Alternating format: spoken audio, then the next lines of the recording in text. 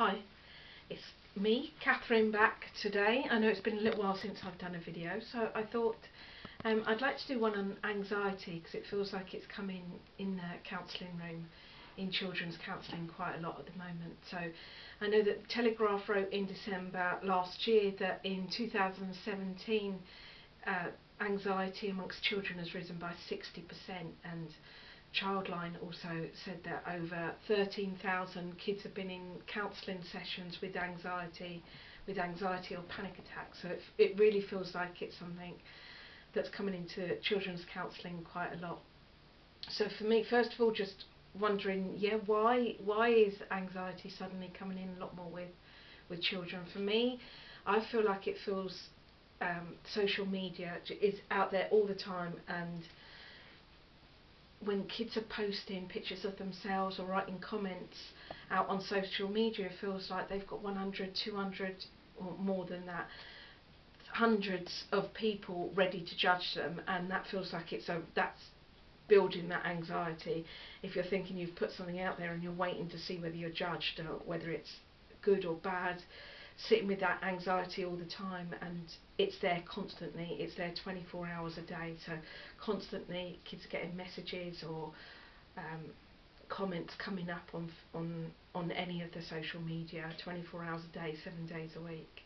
I also feel like Xbox and PlayStations can cause a lot of anxiety with kids getting into the games. It feels like they really go into those games, and if you're waiting to be shot or shooting at people, or games that you're going to die, that anxiety is coming up loads. And if you're trying to go to sleep straight after that or going into school, that anxiety is still going to be with you.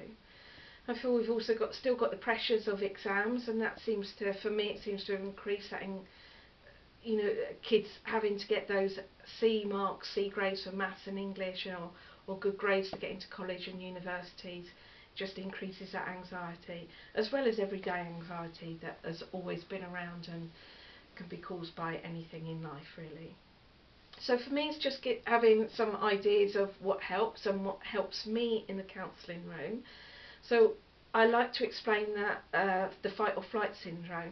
So I use sometimes little clips on YouTube, or sometimes just explain it, but there's a really nice one on YouTube where it's a buffalo going down to water or eating grass, and a lion pops up from behind a bush ready to chase the buffalo. So the buffalo just starts to run, and obviously it's just explaining that fight or flight. So for him, that fight or flight syndrome has kicked in, and all the adrenaline is running around his body, helping him to escape from the lion. So he runs off, and the lion gets another buffalo and kills it and eats it. Sounds a bit horrible, doesn't it? But the other buffalo just carries on eating the grass or drinking the water. So just explain to the kids that animals don't have that kind of sense of the future. They just worry about the here and now, and that's how they live. Because if it was us and we'd just seen a lion eat one of our other buffaloes, we'd be like, oh my God, it's just eaten Auntie Mary. So we'd be really worrying, and we have that worry for the future, whereas animals don't. So it's explaining to kids that in humans we can trigger that fight or flight system just by a thought.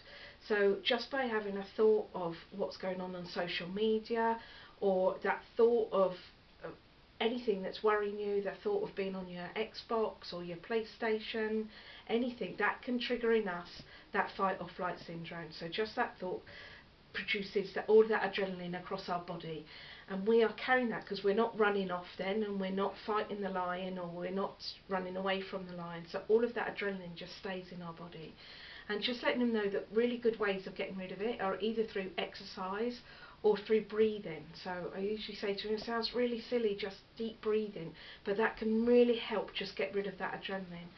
So there's some really good stuff out there on apps, which I think that kids tend to like, and it's there's mindfulness apps, other apps. I've got one that I thought I'd show you. I quite like it. I'm hoping it'll work.